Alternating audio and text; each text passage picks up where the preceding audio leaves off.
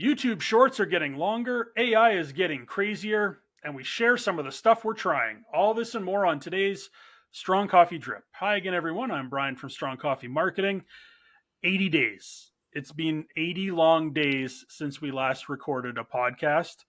So yeah, welcome back, guys. I'm unofficially calling this season 2 of the Strong Coffee Drip, partly because of the long break and partly because we're just shy of a year since we recorded episode 1. It's kind of mid-November is when we recorded episode 1. So it's like a TV show that got renewed for a second season. So there'll be a new plot twist, I'm sure. The writers needed a break. Needed a break. Yes. We had to prep for this next episode because our prep spans many weeks when we get ready for this. So congrats for almost making it a year. I'm sure we'll talk about that later in November. So a few round the horn things before we get going. What did everyone do for summer vacation? I know we all kind of did something. Ian, where did you go? What did you do? We just hopped over to BC for a few days. It was very nice. We were visiting some friends and family in Richmond and hung around Vancouver for a little while. So that was nice to get away for a bit. And didn't see Duncan, correct? No, we did not see Duncan. And I didn't have. I was going to message Duncan and see if he was free to meet up for a coffee, but genuinely, we didn't have time. We were only there for 5 days, so. Randomly, remember Duncan years ago when Edward, who worked for us at the time, went to Vancouver on a holiday and all of a sudden sent us a picture in the office of Duncan and himself on the train together because they randomly ran into each other. Yeah. Yep. At the airport. Duncan, what about you? What, for summer vacation? Yeah. I mean, in May, we had a great trip to Italy. That was a blast. I guess we were in the UK as well a bit and didn't see Ian there. I don't know why. Crazy. I was in Vancouver. Yeah. Crazy, exactly. And then we did. Where else did we go? Been a lot of time. You went golfing, cabin. right? Yeah, Huh? You went golfing. You went golfing. That was more recently, though, right? I went to Cranbrook to play some golf with my dad and hang out with my mom, which was great. I feel like we went somewhere else, but I don't remember. Seattle. Went to Seattle too. Yeah, it was good. It was a good vacation. It was a good not vacation. It was a good summer break. Good. And I went to the UK as well, in France. I actually head out to New York tomorrow, so. Wow. I actually didn't even know that, so good thing we're recording today. Yeah, so it's official. Okay. You can't be surprised. Okay. Wow. Okay, well, yeah, I was unaware of that, but hey, have fun in New York. Mm-hmm. Yeah, it was we all did something. We all had some fun. And now back at home when we weren't traveling around and gallivanting around the world, lots of work getting done back home here at the agency. There's a new Strong Coffee website coming. I would say, Duncan, we're probably 85 to 90% of the way there now. It looks really good. We've been kind of working on that in the background. I think it better showcases our company and even some of the podcast stuff that we're doing too. And then in addition, this has been something that's been in the works for probably like 3 years. We finally got our office space into a position that it can be used as a studio space and a rental studio space called Strong Coffee Studios. And we had an event there last month. We've got another one coming up next month. But I think we've launched a website for that as well, strongcoffeestudios.com. But I think eventually the plan might be for Ian and I to do some podcast recording in there. So leaving Duncan in Vancouver, but we get to hang out in person. And a big shout out, a thank you to Ian as well, both in person and through like online, like a Google Meet. Really helping me try to figure out lighting, etc. We had a session a couple weeks ago where I was on the camera moving lights, and he was like, "No, that's not it. Yep, that's it." So thanks to you, Ian, and thanks to you as well. Sure. Now that I know more about lighting videos, when I watch something on TV, the first thing I think about is how did they light that? Mm-hmm. And I actually saw a commercial yesterday where in my head, I thought about how did they light that, and I paused the commercial and sat there and tried to figure out where the lights were. So that's what you've got me thinking about now when I watch commercials and TV shows. So, but very exciting. And I think, yeah, wouldn't be surprised in the next month if Ian and I tried doing an episode in there. I think it'll be pretty cool. So yeah, lots going on. Lots happening in the marketing world since we last recorded in July. So a question for both of you to start out. What's your biggest marketing story since we last recorded on July 22nd? Duncan, what would you say is the biggest marketing story since the end of July? Wow. Trying to think now. Biggest marketing story. Do you want me to start with Ian? Yeah, maybe start with Ian. You got to prompt me a little bit better here. Sorry. Duncan, we put everything on a spreadsheet and you look at the questions ahead of time. Well, it's fair. Okay, well, Duncan's going to give it some thought. Ian, your biggest marketing story.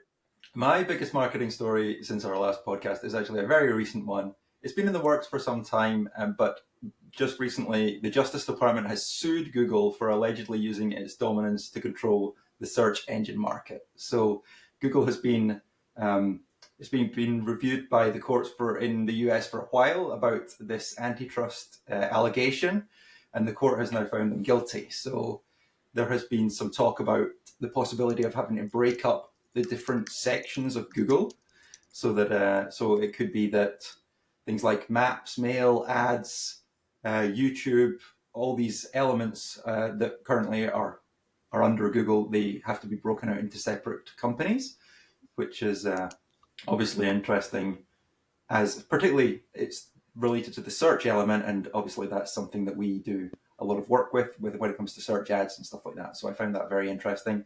I'm sure it will be a long process before anything actually comes out of it. I wouldn't be surprised if it takes another year. But the fact that they have found them guilty, I think in the last few days, is yeah, this is very recent. Like I was watching a story on it yesterday. Mm-hmm. Yeah. But you're right though. This is being talked about for years. Like the idea that they've kind of cornered the market, especially on search. Yes, yeah. I saw a few different news stories about it during the summer, but at that stage it was still sort of being reviewed and everything. And I think it is literally within the last 24 hours or so that it's I think a lot of the big five are definitely looking at that with that meme with the eyes like this, the guy like this, and they're kind of like, well, I hope this doesn't affect me, but the reality is they want to probably break up Google. So that might mean that, like YouTube and Google become separate companies. I also think this is partly why Alphabet might have been formed in the first place, is just to kind of avoid this. But that's the kind of reality that we're looking at. But it's hard to see what that impact will be until we know. So a lot of uncertainty in that space. I mean, I know personally, there's lots of things that I'm just not using Google for anymore because it's an inferior product to some of the other things that are out there, like ChatGPT, some of the newer versions of it, for answering more detailed questions. Anyway, it's interesting. No, we'll find out. I would say, while they continue to be dominant in search, Ian and I were talking about this earlier. Like, all it takes at this point is for one of these AI-based companies to make some sort of big revelation, and they could leap ahead of everyone else. Like, I think we're at that tipping point where the next big thing could literally be around the corner, and that could really impact this whole idea of chopping Google up to begin with. So, but you're right, this will probably take some time. In an effort to make sure Duncan is fully ready for the question, I'll go next. Although, okay, no, if you know, I want you to go then.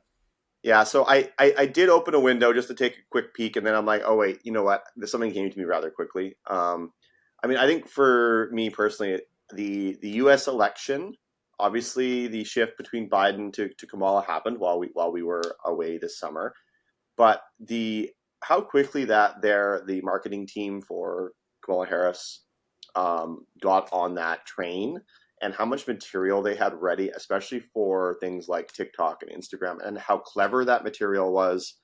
I don't know who's managing that social media account, but they are doing an A+ stellar job at interacting with the Gen Z millennial age, the meme culture age. Like, they are so quick, so fast. It's been really fun to actually watch as a marketer, as well as just a human being interested in what's happening down to our neighbors to the south. But I would say that's from a marketing world. Like, obviously elections play a huge role, and there's a lot of marketing that goes into elections, but it's probably one of the first times I've seen a campaign that was so purposely built for a set audience, content wise, and done so well and so effectively. Because I think TikTok is one of those things that is very tricky for businesses and marketing to make content that engages with that audience, and that campaign is doing it phenomenally well. And I'm curious how that will impact the upcoming election here in the US. But I guess for me, that's one of the main things that I would say has been a real shift in marketing, just something that you don't really see every day. And I'm sure it'll be talked about for many years to come on when we see the impact of that election. And I'm hoping it's a good impact, but we'll find out.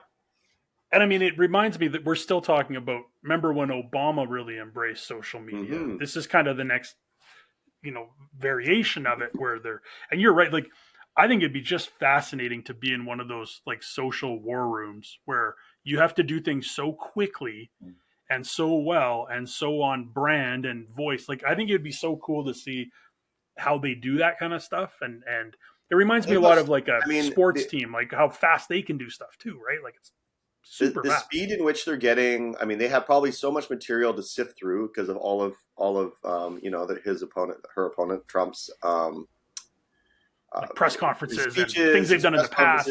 But then combining all of that to make these quick, hard-hitting ads, and then literally just having Kamala at the end of it is saying, "I'm Kamala Harris, and I endorse this message," and it's literally and it probably has to run through legal at some point. Yeah, and then it's just really well done, very quick, very on point, and I think that's what you need nowadays. But whoever's doing that, A+. Duncan, I thought for sure your story was going to have to do with the percentage that we have to add on to ads in Canada now. Well, that's just annoying, but it is what it is. Because of course, if the government comes down and hands down a fee on Google, who ends up paying for it? Well, it's the consumers that use the service, not Google itself. Mm-hmm. Yeah, Google introduced a new fee for all ad users in Canada, where they basically are passing down the buck of the fees that we have to provide to our government as a result of using Google services, and they just make it so that the advertisers themselves pay it and not Google. No. Great. That ties into the whole political thing too, Duncan, about what elections do, etc. There you go. Like, see how we tie that together? And you know what? My news story ties into TikTok that you talked about. So basically, you set this whole segment up by not knowing what you were going to talk about at the start, which is You're welcome. Impressive superpower. My big news is actually more about no news. And as that January deadline approaches, there's really no new information about the TikTok ban. And, it's gone to court. In September, there was a drip of news, but it's really gone quiet.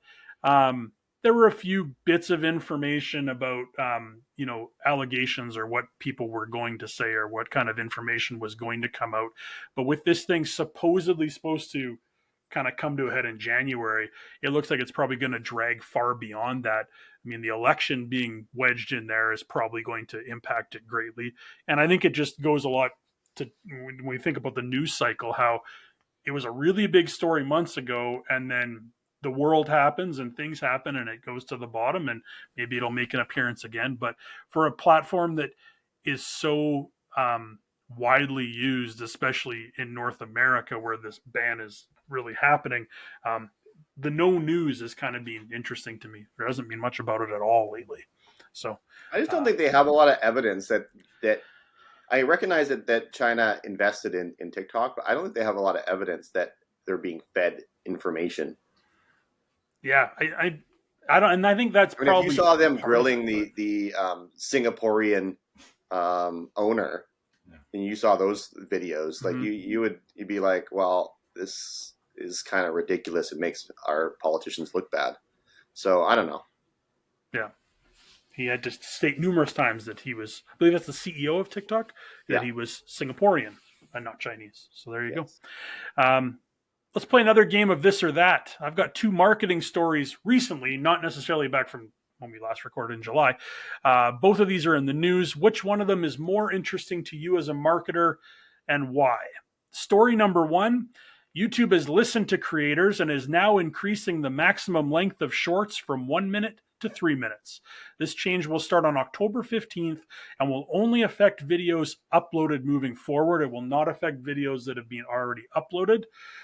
Over the coming months, YouTube has also said that they're going to tweak its recommendations algorithm to include these longer videos when you're looking at shorts, the possibility of these longer videos sliding in there as well. So that's story number one. That actually, that's not that old. That was just a week or so ago they announced that. Story number 2, TikTok is launching Flip Story, a new feature that lets creators add a second side to their stories, unlocked with a flip. This feature offers new ways for creators to engage with their followers, from before and after photos to exclusive announcements. To create a flip story, users can upload 2 images through the create page on their profile. Viewing a flip story is simple. You hold the hold to flip button and reveal the hidden content on the other side. Artists like Billie Eilish are already using flip stories to connect with fans and give exclusive glimpses into her tour. And I'm going to add one more story just for fun. Duncan, just to throw you for a loop as well. The third story being the fees that we were just talking about, that Google is now throwing onto their advertising, and then in turn having advertisers have to pass that buck down the line. So we're going with 3. So it's not this or that. It's this or that or that.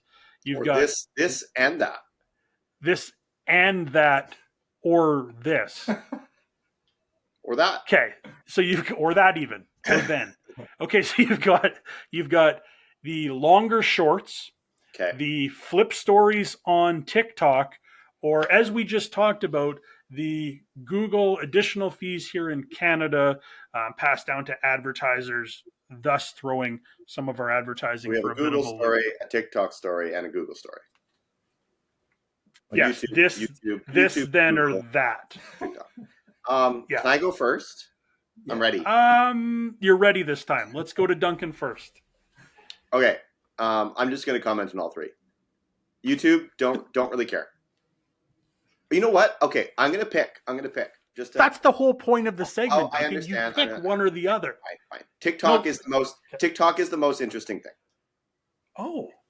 And the reason why is because it's creating a new way to interact that kind of reminds me of a little bit of what they tried to do with Instagram. Like you could have like behind the scenes that didn't last very long. But I just suspect that they're going to do it differently and a little bit better. So we're going to find out. But to me, I think it's,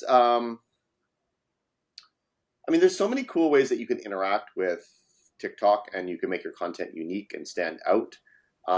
So again, it's still sort of the same platform, but I kind of understand why they would introduce something like that. It just seems like it's going to be a fun way to create some interesting content and display it in kind of a seamless fashion. So for me, the TikTok one is the most interesting. I just wanted to say that the YouTube one just seems like they're trying to compete with TikTok and they're trying to play catch up. So it's kind of meh. And then the other one is Google just passing down the buck to the people that use the platform, which is also meh. So that's I threw the Google one in there because I didn't think you'd care about the other 2, and then you come out and pick the TikTok one. Wow. Okay. Wow. And Duncan, I agree with what you're saying. Yeah. So we can surprise ourselves sometimes. Wow. Season 2 off to a crazy start.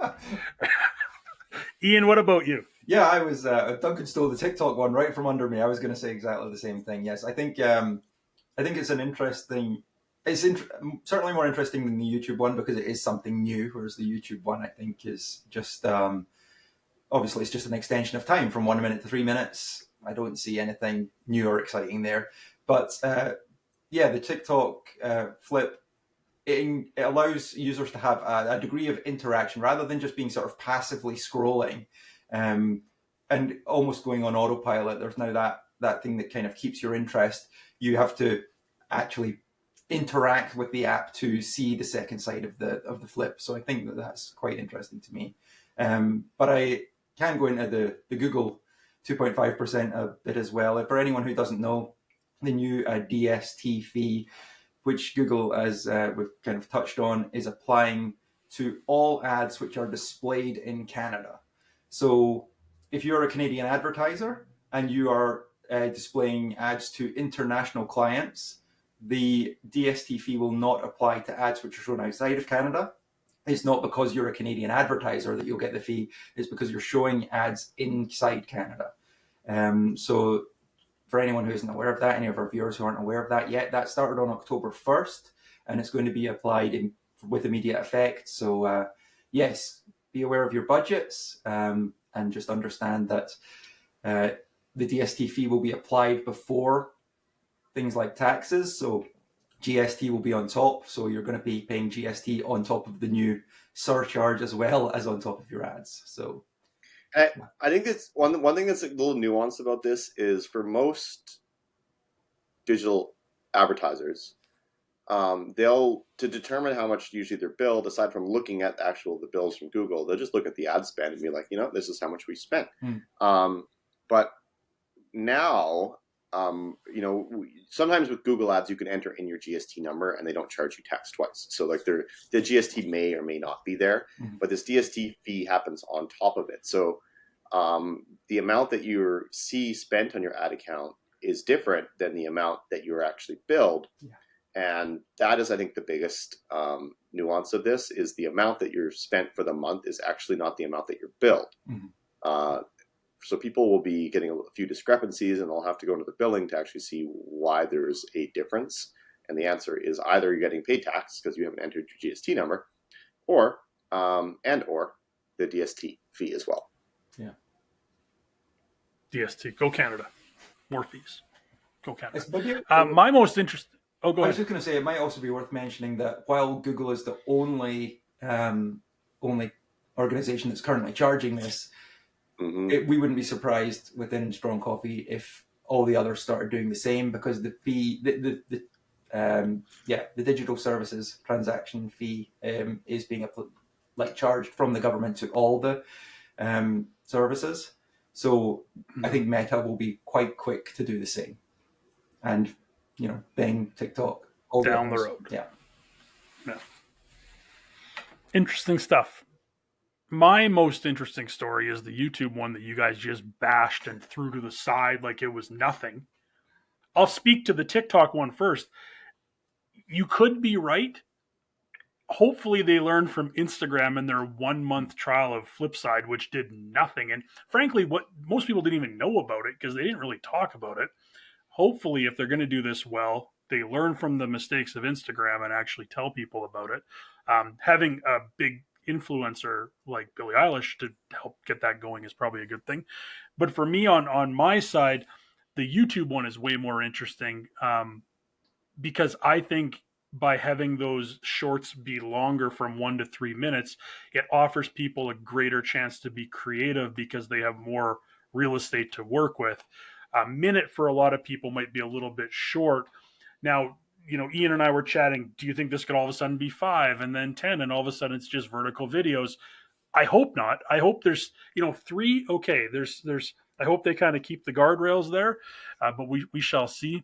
And then from a personal standpoint in our world, for what we do for the podcast, for example, having 3 minutes for a YouTube short is fantastic for me because sometimes we'll get on a rant and I want to make a short that's 1:10 and I can't do it. That's really nice. So do I think we're going to use the full 3 in a lot of what we do? No, but even 1:30, 1:45 is nice to have. So good job, YouTube Shorts, for listening. And we'll see about TikTok, and we can all agree that we're paying more money through Google now too. So that's an addition of this, that, or this again. Then, yes. And we wrap up today with a look at the stuff we're trying. It seems like we're always trying a new tool or technique. And since the last few months of when we recorded, I'm sure we've been trying something new. I want to know, guys, what kind of tool or technique or strategy are you trying currently? Duncan, you want to go first? Sure. Do you want me to tell you what yours should be? I think I may have actually mentioned this in the past, but I've been playing a lot with automation software to automate, I guess, repetitive tasks or things that we have to do that follow a template, and even more kind of advanced things when it comes to tools that you could just kind of build if you have an idea on how to do it. So I've been using software called make.com, and then exploring kind of what you can do with it. It could be as simple as, we have an intake form that we built for new clients where we're kind of entering all the information in one place, and then that can be basically chopped up and used for different purposes, whether it's coming up with keyword lists, where it's writing ad copy, where it's doing client overviews of kind of what our job will be for them. But that could all be done by simply submitting a form, and then this stuff all automates itself. But as a good example, actually, we were just, Brian, you and I were fiddling for a while just to see, is there not a way to automate creating shorts and short videos? So we tried to do that, and then it turns out that there's some quality requirements or length requirements that you didn't necessarily know or you needed. So, but we were able to build basically really short, simple videos that were triggered simply by writing an email to myself and having it go into a specific folder. Ian and I worked on some automated tasking of strong coffee tasks that had to go into teamwork, as an example. I built one that can write blog posts and build AI images for blog posts based on prompts. So there's a lot of cool things that you can do with this. From a business perspective, like there's a lot of cool ones too, where you can keep an eye on your competition's websites. You can keep an eye on who they're hiring. There's a lot of competitive applications. I've even been using it to build grid lists and working with Google Places API to pull business locations, all automated, which is quite cool. So the really cool things you can do with it, and honestly, I think I'm just scratching the surface of what you can do. So starting to just dive into the potential there, and then how it can be applied to marketing, how it can be applied to strategies and research. But yeah, I find it very exciting. Takes a fair bit of time to set it up and understand how it works, but it is I wouldn't say pretty, it is a very powerful tool. It integrates with so many other programs that we're familiar with. ChatGPT is generally a big part of it, but it's taught me a lot about how to use ChatGPT properly and some of the applications that the public don't see because of how it's built. There's like the public-facing ChatGPT, and then there's this background ChatGPT called the playground area, where you basically can build robots that spit out outputs that you customize, you kind of guide, and then you like lock down, like this is your job. And that's its only job, is to do what you want it to do.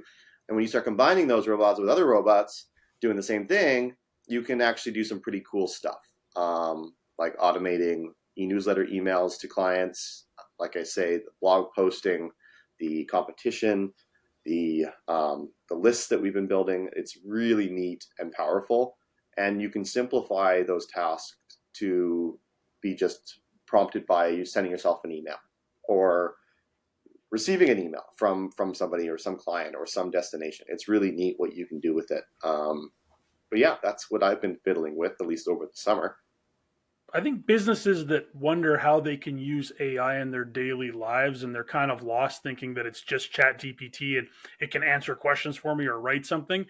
I kind of think this is where a lot of them eventually will migrate to. A lot of what you're talking about, Duncan, where it's cleaning up some of the tasks that take a lot of time that are very repetitive, or maybe would take a lot of time and effort to try to figure out how to do, streamlining those so us as humans can do the creative stuff, the fun stuff, the getting it over the finish line stuff.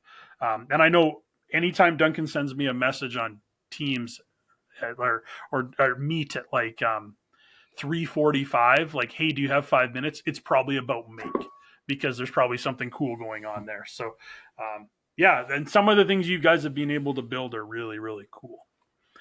I can go next. My one, and I think I've chatted about this before, is Descript.com. So Descript.com is kind of an all-inclusive content machine, basically. And last year around this time, they bought Squadcast, which is like a podcasting platform, and they've been working now to mash the two of them together. And I saw they just went with something they call Rooms in beta, where in the future, and I guess if you're in beta, you can see it, being able to record something like we're doing, and then automatically that video gets flipped into Descript, and all of a sudden you can start making your short videos and your blog posts all from one platform. I know I use Descript a number of times when I'm speaking to show people examples of some of the tools that are available. and they're always amazed at the really basic stuff that Descript does and has been able to do for a while now. And they just continue to bring out interesting new features. I encourage anyone, if you're looking for a platform to um, take video content and turn it into text, or so many different things. If you create content, you probably want to at least have a look at it because of all the amazing features that it's got. But for us doing the podcast, I think we'll get to a place where if we can just use Descript with the new Squadcast features, that'll be the only tool we'll use to record, edit, and get everything ready for distribution. And I think a lot of the workflows they've got in place will save us a lot of time too. Very reasonably priced as well. So I wouldn't be surprised in the near future if we're moving over to that, but a very cool tool nonetheless. Ian, anything exciting? Like Duncan mentioned, you've been doing some stuff with Make with him. Yeah. Any other tools or things you've been trying out? Not really brand new tools, but I mean, I have been using, there's a couple of apps that I use on a regular basis that have either had updates or I've been experimenting more with the features within them, just quality of life kind of things. And the first one is, as Duncan mentioned, automation. I've been using automations inside Photoshop a lot more recently, just to, it's something I've used a lot in the past and then kind of fell out of the habit of it. But when you're doing something like resizing images or changing the quality of images, you've just got like 1,000 images that you want to change to grayscale or anything like that, then it doesn't take long to do it on 5 or 10. So a lot of the time you just think I'll just do that manually, but really setting up automations for these kinds of things and it just happens in a few seconds is really helpful. And another app that I use on a daily basis is Apple Notes. I'm on a Mac, and they had a recent update where it now does math inside the Notes app. So that's really helpful for me. I do a huge number of spend reports and media blocking charts and things like that. Regularly the calculator app is open, or I'll type math in at Spotlight and things like that. And just being able to, while I'm taking notes about something else, if there's any budget information involved and things like that, it's handy just be able to write that down inside the app and it just spits out the answer without me sort of going out of one app and into another to continue what I'm doing. So I'm finding those little, like I say, not new necessarily. The Apple Notes one, the math is new. I think that came out about a month ago. But just little changes to how I do things on a daily basis that have been good quality of life improvements, I guess. I didn't mention Pika.art. That's the program I use to get my picture and squish my head. All right, yeah. Play-Doh. Oh. So that's another one that we'll have to maybe will make an appearance. I'll have to insert that afterwards. Yes, we'll talk about that one. And I still am on board for when you hover over our photos on the new websites, our heads should explode. But we'll see. We'll see if we go down that road. Apparently, it's not I have a podcast request. Duncan, let me get my notes here. All right, let's hear it. I think, and we haven't talked about this, but if any of you... So why not talk about it live? Yes. We're going to do it. We're going to do it right now. Okay. If you just let me talk. Okay. Yeah, I'll finish. We could do a podcast where we have the new ChatGPT voice on here, and then maybe we do like a trivia where you're asking questions, Brian, and we have myself, we have Ian, and then we have ChatGPT on the podcast, and we do a little trivia and see who can answer first.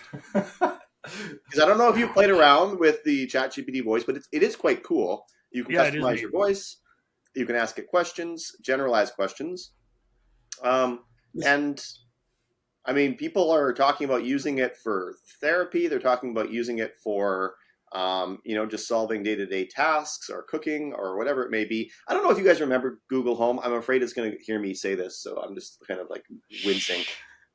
There's been like no updates. Google doesn't update it.